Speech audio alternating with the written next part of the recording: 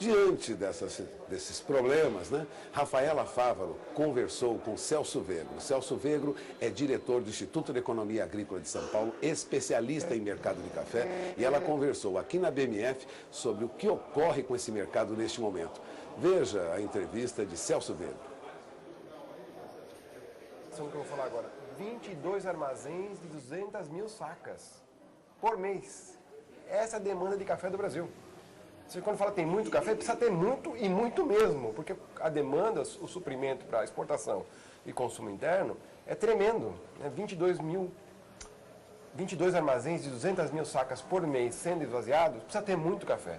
Então a gente não pode se surpreender com grandes números do Brasil, porque os grandes números de desaparecimento do produto também são elevados. Né? Então, uma coisa anula a outra. Nós precisamos ter muito café e o que tem vindo nas últimas safras tem sido insuficiente. E se não fossem os estoques, a crise estaria já muito mais delineada.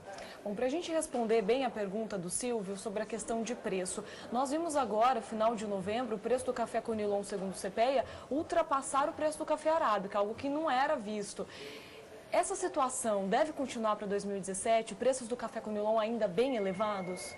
Certamente, né? Porque a indústria nacional, né, se adaptou a utilizar nos seus blends mais de 50% de Conilon, né, para compor suas ligas. E isso criou uma dependência desse produto hoje. Né? Então a própria indústria, para sair dessas ligas anteriormente de Conilon e retornar para o arábica, não tem uma facilidade tão grande. Vai mudar muito o sabor, o perfil da bebida, e isso pode causar uma perda de fatia de mercado.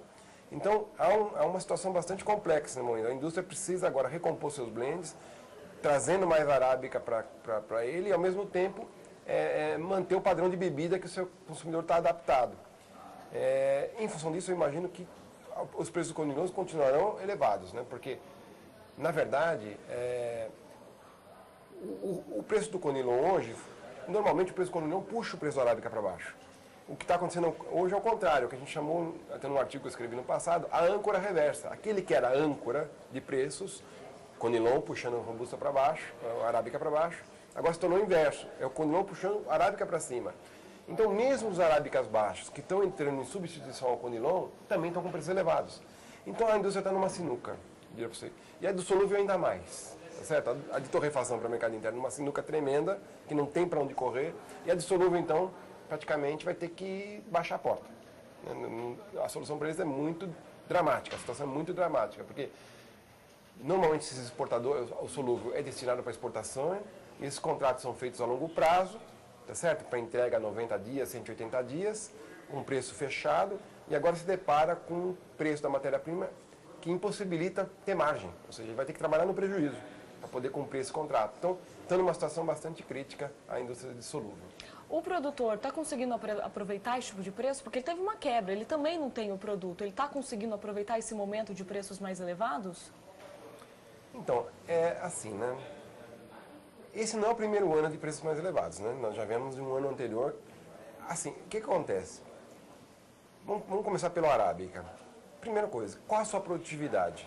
Eu imagino assim, não há preço que remunere o produto se a produtividade for abaixo de 25 sacas de média. Não tem, o custo é tão elevado que por mais que o preço suba, você vai continuar empatando ou perdendo. Então a arábica tem que ter produtividade acima de 30 sacos. E Conilon, acima de 50 de média. Entende? Para você começar a falar em rentabilidade em qualquer situação de preços. Tá certo? Então a tecnologia é decisiva quando a gente fala de remuneração do produtor. O produtor que se aplique, que inova, que incorpora a tecnologia nas suas lavouras, esse produtor certamente, com o pior dos preços, continua ganhando dinheiro. Na situação dos últimos 2 anos, o que nós temos visto é que na safra anterior um ganho um pouco menor, na safra atual um ganho um pouco maior. Né? Mas ainda assim, digamos assim, não recompõem tudo que perderam de 2000 para cá, dos anos 2000, quer dizer, tivemos pouquíssimos momentos em que os preços estavam remunerando a lavoura. Né? Ou remunerava ali muito em cima, uma remuneração muito apertada frente aos custos, né, de produção. Então, esses 2 últimos anos foram mais ou menos mais favoráveis para o produtor. Mas tem um fator adicional, né, Rafaela?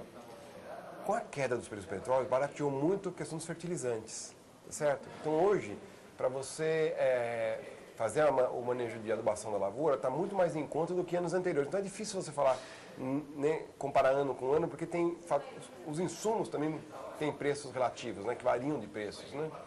Então, diria para você assim, Conilon acima de R$400 dá uma elevada margem. Certamente é uma margem muito satisfatória. Arábica acima de R$600 é uma margem ótima, excelente.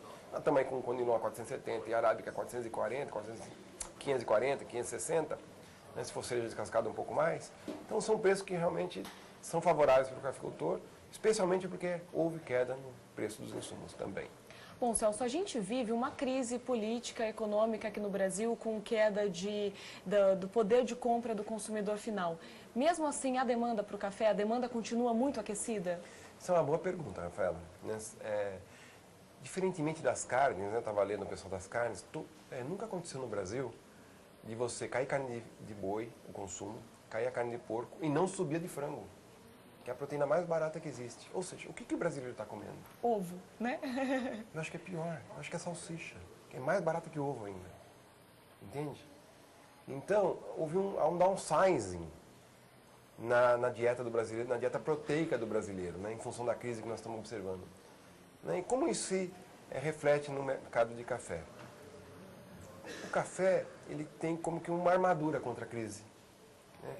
Ele tem o que a gente chama de inelasticidade, ou seja, não importa muito a variação da renda, não importa muito a variação dos seus preços, ou a renda do consumidor, ou os preços do produto, e o consumo fica mais ou menos estável.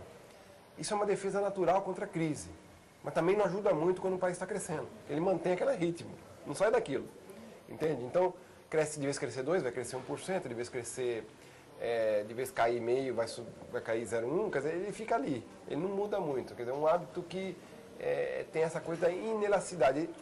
Para dar um exemplo mais concreto, é como se fosse o sal o sal. Quer dizer, por mais que ele suba de preço, por mais que você perda a renda, a comida continua levando sal, né?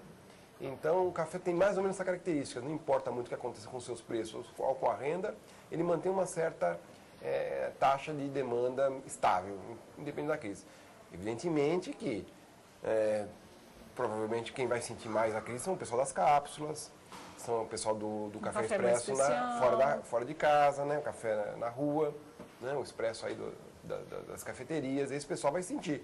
Mas o consumo como um todo, quer dizer, há uma substituição desse café que tem um custo mais elevado por essa compra no supermercado, por preparo em casa, né? Então, isso acaba compensando as coisas. Em termos de volume, o mercado não cai. Em termos de valor do mercado, pode ser que tenha queda. Ok, Celso, muito obrigada pela sua vinda aqui, pelas suas explicações. Obrigado a vocês. Nós voltamos ao programa.